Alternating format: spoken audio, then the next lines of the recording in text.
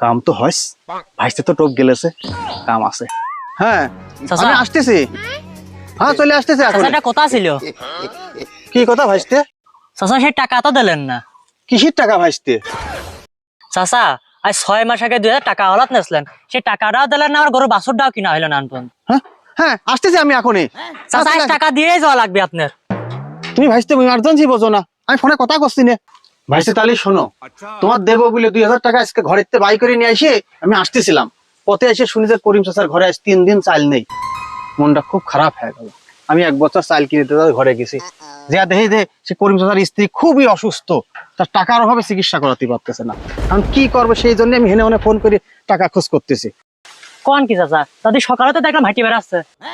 তাহলে কি ধরা খেয়ে গেলাম নাই? আরে ভাইস্তে, অসুখ বিসুখের কথা কি কওয়া যায় না? সকালে সুস্থ তো বিকালে অসুস্থ। তোর আব্বার কথাটা চিন্তা করো তুমি, কি হইলো? হ চাচা, ঠিক কয়েছেন।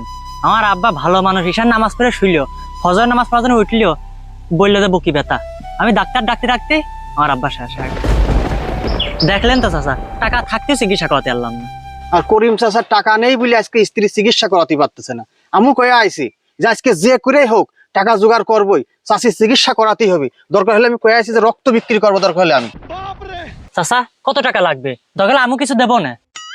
হ্যাঁ ভাইস্তে, তোমার টাকা দেওয়া লাগবে না। সে আমার দুঃসম্পর্কের আত্মীয়, দায়িত্বটা আমার। আমি যে করেই হোক তার চিকিৎসা আমি করাবোই। আমি এদিক ওদিক ফোন করে টাকা খুঁজতেছি, কোথাও টাকা পাচ্ছি না। এমনি না নেন, দরকার চাচা হালাত নেন।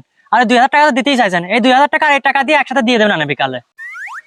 কাম তো হয়স, ভাইস্তে তো টোপ গেলেছে, কাম আছে। না না ভাইস্তে, তা কেমন হয়? তোমার কাছে এমনি আমি দিনা রয়েছি, আবার যদি এই টাকা নিয়ে এটা কেমন হ্যাঁ যায় না? তাহলে আমার সাথে চলেন, বাড়িতে 2000 টাকা দিচ্ছি, আসেন।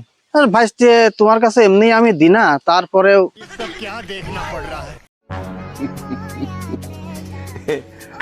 চাচা, এই যে নেন 2000 টাকা। তাহলে ভাইস্তে ওই বিকালে মনে করি আমার কাছ থেকে 2000 আর এই 2000 4000 টাকা শেয়ার নিয়ে, বুঝতে পারছো? আমি চলে গেলাম, চাষির নিয়ে আবার পুষ্টে যেতে হবে। আচ্ছা ঠিক আছে চাচা। আচ্ছা। এই দা শোন, লোকমান চাচা তো খারাপ মনে করেছিলাম, চাচা তো অত খারাপ মানুষ না। করিম দাদার বউ অসুস্থ, ওই দাদির চিকিৎসা করানোর জন্য আমাকে 2000 টাকা আলাত নিয়ে গেছে। চাচা তো খুব ভালো মানুষ। তোর কাছ থেকে টাকা হাওলাত করেছে? হ।